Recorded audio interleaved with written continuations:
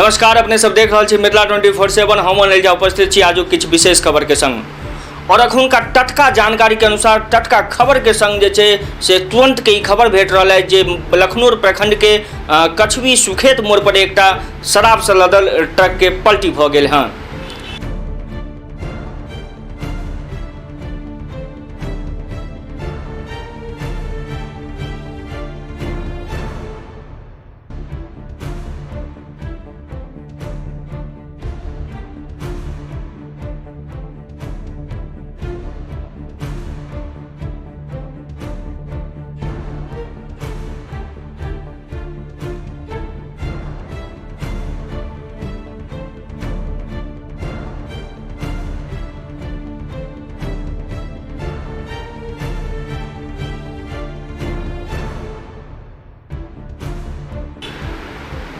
जे ट्रक में लगभग 100 कार्टून से ऊपर विदेशी शराब छला हाँ, जकर पलटी जे छे सुखेत आ कछवी मोड़ पर भेल हाँ। स्थानीय लोग पहुँचला बाद खबर जे ट्रक पलटी के खबर ओतुका पुलिस प्रशासन के देलखिन और पुलिस प्रशासन तुरंत ओहि घटना स्थल पर पहुँच कर ओहि स्थान पर पहुँच कर एकर निरीक्षण कर रहल छथि।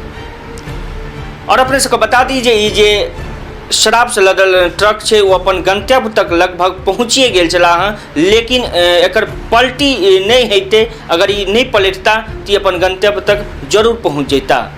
अपने में देख सकै छी जे कतेक लापरवाही बिहार सरकार के छै, कतेक प्रशासनिक लापरवाही छै।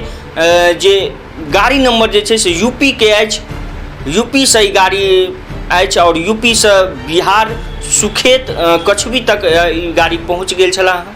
लेकिन तकरा बाद अचानक गाड़ी के पलटी भेले और पलटी भेला के बाद से शराब के जे कार्टून छे वो बाहर निकलले। तकरा देखला पर स्थानीय ग्रामीण सब खबर के पुलिस प्रशासन के देलखिन। पुलिस प्रशासन ओतऽ पहुँच के गाड़ी के पता लगा रहल छथि, मालिक के पता लगा रहल छथि और के अपराध के अंजाम दऽ रहल छलखिन तकर खोजबीन में लागल छथि। लेकिन कहब ई अछि जे बिहार सरकार के जे शराबबंदी छै तकर सरेआम धज्जी उड़ायल जा रहल अछि।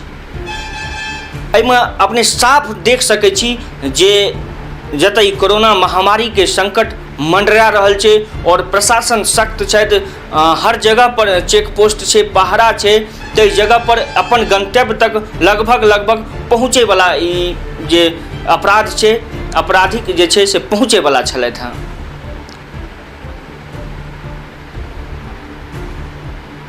ई पूरा बिहार में शराबबंदी है और प्रशासन खूब अलर्ट है। शराब को लग बेर जे छै से बिहार सरकार की आदेश है जे शराब को लग जे शराब बंद है तो बिल्कुल बंद हेबाक चाहिए। जे विपक्षियों सब सवाल उठा रहल छथिन, अगर शराबबंदी केने छियै तो बिल्कुल तरह जे छै से पर बंद हेबाक चाहिए, कोनो ब्लैक में नहीं भेटबाक चाहिए, कोनो एकर गोरख धंधा नहीं हेबाक चाहिए। लेकिन इस सरेआम जे देख सकै छी अपने सब जे वीडियो के माध्यम से देख सकै छी जे ओतऽ केना ई गाड़ी पलटल छै और लगभग 100 कार्टून से ऊपर जे छै से विदेशी शराब जे छै से ओतऽ पड़ल अछि। और एहिसँ जुड़ल जानकारी के संग एक बेर फेर उपस्थित हैब। अपने सब बनल रही मिथिला 24/7 के संगे। हम अनिल झा विदा लऽ रहल छी। नमस्कार।